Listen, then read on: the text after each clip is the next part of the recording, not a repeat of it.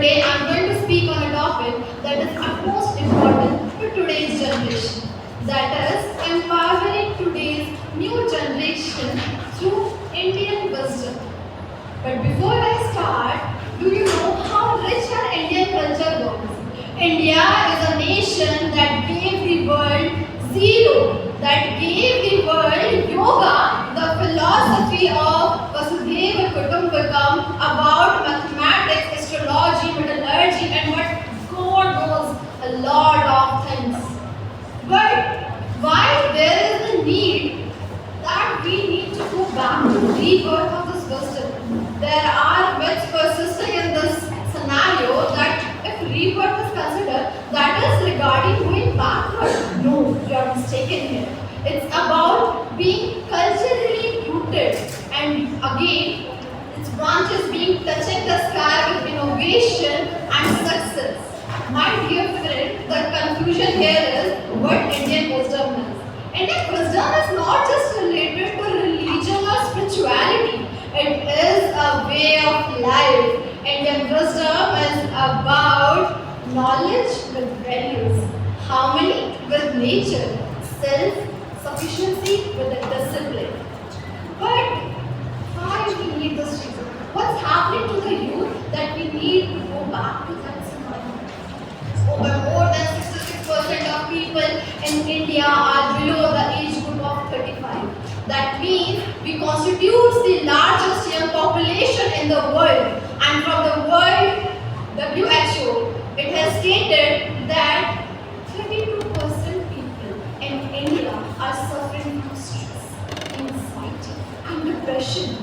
That's due to academia or societal pressure. And why do we look for solutions somewhere else when we have solution in our own ancient text? Have you heard about Charak Samhita or Shushra Samhita? You all would be aware about how Shushra, the father of surgery, have given more than 300 surgical processes, and Charak Samhita mentioned about medication. That was Ayurveda. Now let me take you to yoga. Our Lord Shiva, known as Adi Shankara or Adi Yogi, apart from him, Maharishi Patanjali, they gave us the knowledge of yoga, which globally on 21st June, International Yoga Day is celebrated among 190 plus countries.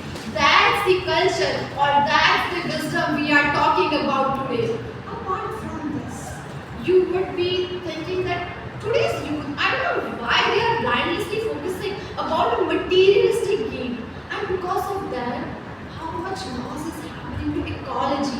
We are from a nation that gave Vedas, and in Atharva Veda, they have mentioned that Earth is our mother, and if we consider Earth as mother, will we let it to erode or ecological imbalance take place? No, we need to change our attitude, and with that, problems like climate change won't persist in our nation.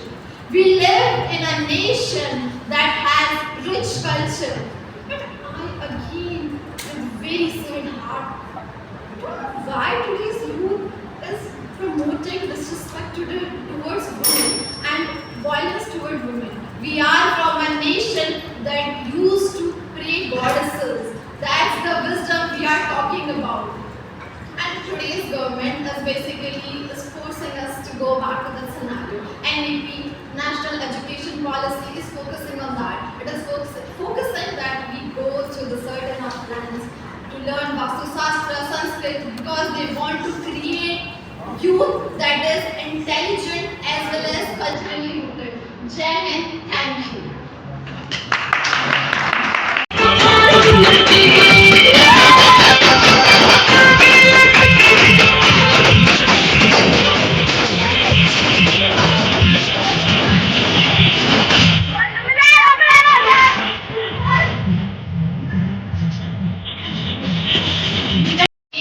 Which was guarded by boundaries, but today we live in a database which is guarded by a password.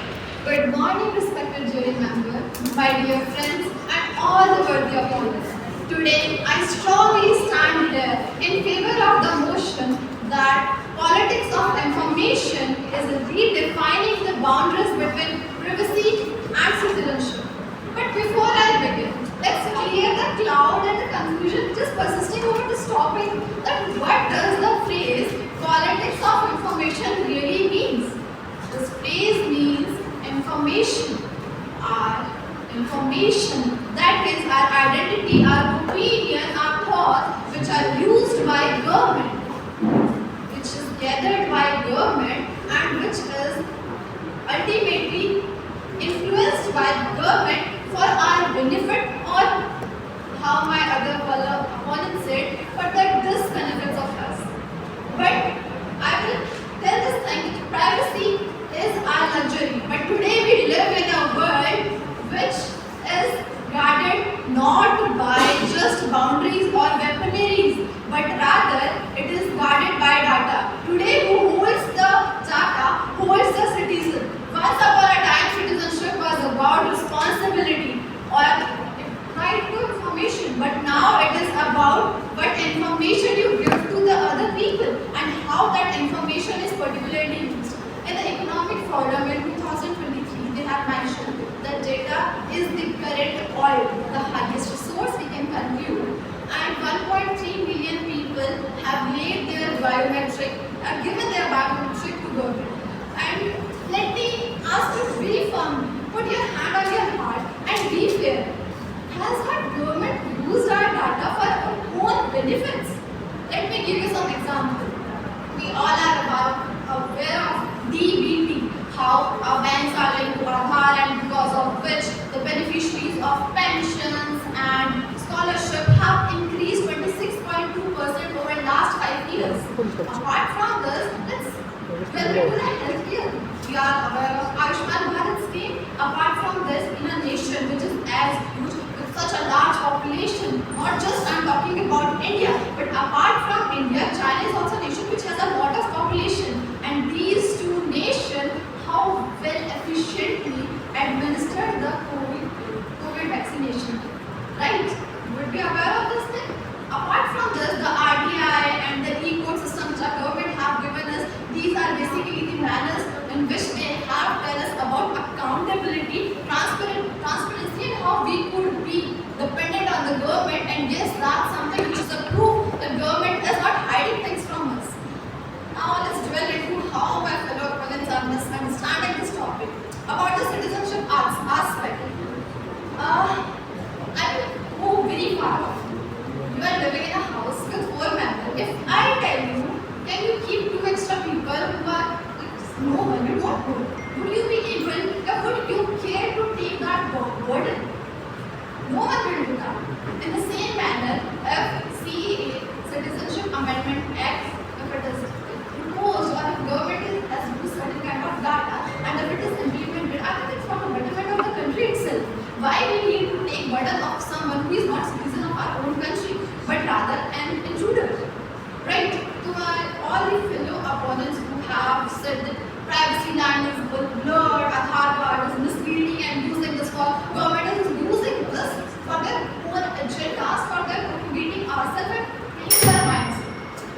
This is where we are wrong. This is not how Aadhaar card is being used, but rather it is used for making governance accountable and for us to depend on that, to provide benefits to the proper citizen of India rather than to some people who are not even worth of getting those benefits. Thank you, my dear friend, and I would just conclude on the line that once government was accountable to people on the basis of laws and all those things, but now government is accountable to people on the basis of information and data we share today.